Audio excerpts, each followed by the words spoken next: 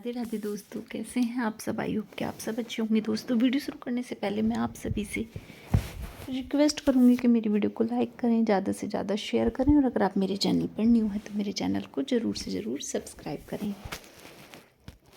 दोस्तों, आज की वीडियो में मैं आपसे बताऊंगी कि आप अपने लड्डू गोपाल जी के साथ नया साल कैसे बिता सकते हैं, कैसे मना सकते हैं। तो आज मैं लड्डू बाबू को करा रही हूँ चंदन स्नान। तो मैंने सोचा ये वीडियो भी मैं आपके साथ शेयर कर लूँ और इसी वीडियो के साथ साथ हम आपसे करेंगे कुछ विशेष बातें। लड्डू गोपाल जी को जब भी आप स्नान कराएं, या तो उसमें चंदन से स्वास्तिक बना लें या तुलसी पत्र जरूर रखें। कभी भी खाली बर्तन में लड्डू गोपाल जी का स्नान नहीं कराया जाता। तो दोस्तों, लड्डू गोपाल जी का कलर मुझे कुछ डाउन सा लग रहा है, तो मैंने सोचा आज मैं चंदन से लड्डू गोपाल जी का स्नान करा देती हूँ। तो दोस्तों, अगर आपके पास में गीला चंदन है तो आप चंदन लीजिए और लड्डू गोपाल जी की मसाज कर दीजिएगा।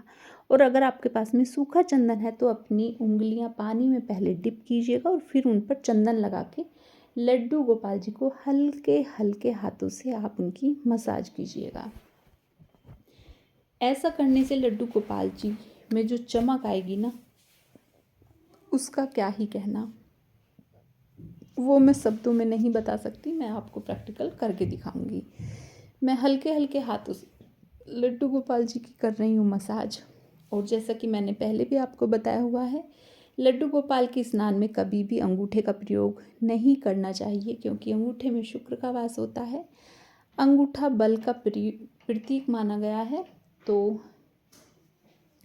भगवान के स्नान में कभी भी बल का प्रयोग नहीं करना चाहिए। और अब हम गुनगुना मैंने पानी किया हुआ है, तो उस जल से हम गरम गरम जल से लड्डू गोपाल जी का स्नान करा रहे हैं। ओम भगवते वासुदेवाय नमः का जाप करते रहें, अपने मन में राधे राधे का जाप करते रहें। और अब आप देख सकते हैं चंदन, जहाँ जहाँ से चंदन हट रहा है वहाँ से लड्डू गोपाल जी की चमक आपको नज़र आ रही होगी। लड्डू गोपाल जी हो गए हैं एकदम चमक दमकदार। कौन आया नीचे? कोई आया नीचे? वीडियो बनी? कोई आया नीचे? नहीं, माटू ऐसा नहीं थी। अच्छा, तो दोस्तों ये देखिए लड्डू गोपाल जी का स्नान हो चुका है और अब हम इनको वस्त्र पहना लेंगे। वस्त्र पहनाते पहनाते हम अब आपको बताएंगे आप लड्डू गोपाल जी के साथ नया साल कैसे सेलिब्रेट कर सकते हैं। तो दोस्तों, सबसे पहली बात, लड्डू गोपाल जी को आप उस दिन कराएं पंचामृत से स्नान। पंचामृत से स्नान करा सकते हैं आप। चंदन स्नान भी लड्डू गोपाल जी को उस दिन करा सकते हैं। वो आपका मन है, आपके समय के ऊपर होता है। बेटा हीटर से एक साइड हट जाओ। अगर आपके पास में इतना टाइम है तो आप पहले सुबह खुद अपना स्नान वगैरह से निपट जाएं और फिर लड्डू गोपाल जी को पंचामृत से स्नान कराएं, चाहे तो चंदन से स्नान कराएं। क्योंकि सर्दी बहुत पड़ रही है, उस हिसाब से आप अपना टाइम थोड़ा मैनेज करें। और दूसरी बात, लड्डू गोपाल जी के वस्त्र पर आती है। मुझे कमेंट्स में पूछा गया है कि लड्डू गोपाल जी को नए साल पर क्या नए कपड़े ही पहनाना ज़रूरी होता है। तो दोस्तों, मैंने अभी तक किसी भी ग्रंथ में, किसी भी बुक में, किसी भी शास्त्र में मैंने ये नहीं पढ़ा कि किसी भी तीज त्योहार पर लड्डू गोपाल जी को नए वस्त्र धारण कराएं।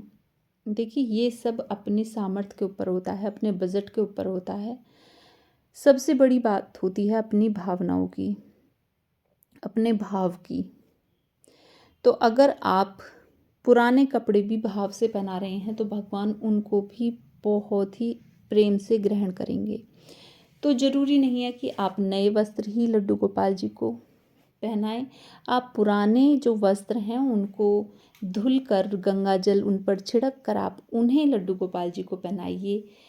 लड्डू गोपाल जी उन्हें पहनकर भी बहुत खुश होंगे। अगर आपका बजट है या आपने ऐसा सोचा हुआ है कि मैं उस दिन लड्डू गोपाल जी के लिए नए कपड़े लाऊंगी, नए वस्त्र लाऊंगी, पहनाऊंगी, तो वो चीज़ अलग हो गई। वो मैंने बताया ना, ये सब आपके भाव के ऊपर है। अगर आपके भाव हैं ऐसे कि और आपका बजट है कि बिना किसी परेशानी के आप नए कपड़े ला रहे हैं, पहना रहे हैं, तो उसमें कोई बात नहीं है। ऐसे सोचते हैं ना कि भाई नए साल पर हम लड्डू गोपाल जी की ये चीज़ लाते हैं या अपने लिए कुछ चीज़ लाते हैं, तो वो चीज़ अलग हो गई। हालांकि कि इस चीज़ में कहीं पर भी ये नहीं है कि ज़रूरी है, ज़रूरी कुछ नहीं है, ठीक है। तीसरा हो गया लड्डू गोपाल जी के भोग की बात। भोग में आप लड्डू गोपाल जी को गाजर का हलवा बना सकते हैं, खीर बना सकते हैं, पूड़ी बना सकते हैं। सात्विक भोजन में आप लड्डू गोपाल जी को कुछ भी भोजन दे सकते हैं, ठीक है। अब आती है चौथी मंदिर की डेकोरेशन की बात। तो इस दिन आप चाहें तो लड्डू गोपाल जी के मंदिर को, कान्हा जी का, लड्डू गोपाल जी के मंदिर को फूलों से सजा सकते हैं। आप फूल मंगा कर फूलों की माला अपने हाथों से बना सकते हैं। सभी जैसे राधा कृष्ण के विग्रह होते हैं, भोलेनाथ के विग्रह, गौरा माता का विग्रह, आप उन सभी के लिए अपने हिसाब से माला बना सकते हैं। मैं हमेशा फूल घर पर मंगाकर खुद ही माला तैयार करती हूँ, क्योंकि कोई विग्रह छोटा है कोई बड़ा है, तो मैं उसी हिसाब से अपनी माला तैयार करती हूँ। पांचवी बात आती है अब तुलसी पत्र की। तुलसी रखते हुए तुलसी पत्र की बात कर लेते हैं। तुलसी पत्र आप एक दिन पहले तोड़ लें, क्योंकि रविवार का पड़ रहा है न्यू ईयर, मतलब 1 तारीख अब की बार रविवार की है, तो आप शनिवार में ही तुलसी पत्र तोड़ लें। अगर आपको तुलसी माला लड्डू गोपाल को या अपने कान्हा जी के विग्रह को पहनानी है, तो एक दिन पहले आप तुलसी पत्र तोड़ लें और माला बनाकर तैयार कर लें, क्योंकि रविवार को आपको पता है माला नहीं बनेगी और ना ही तुलसी पत्र तोड़े जाएंगे।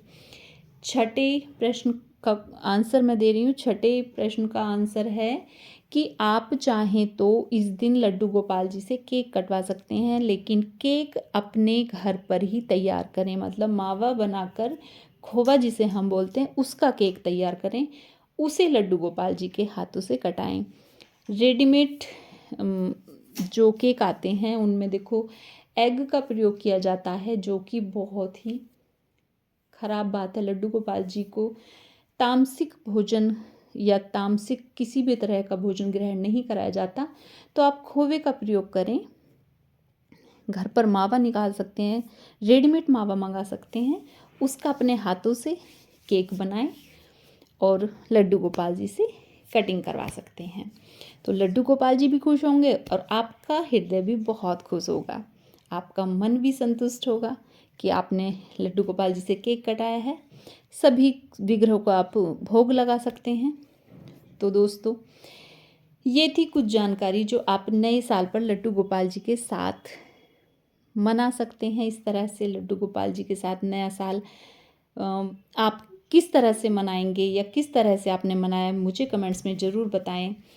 अगर कुछ भी जानकारी आपको इसमें अच्छी लगी हो तो प्लीज़ मुझे कमेंट्स में ज़रूर बताएं। मिलते हैं ऐसी किसी वीडियो के साथ, तब तक के लिए राधे राधे, बाय बाय दोस्तों, बाय बाय।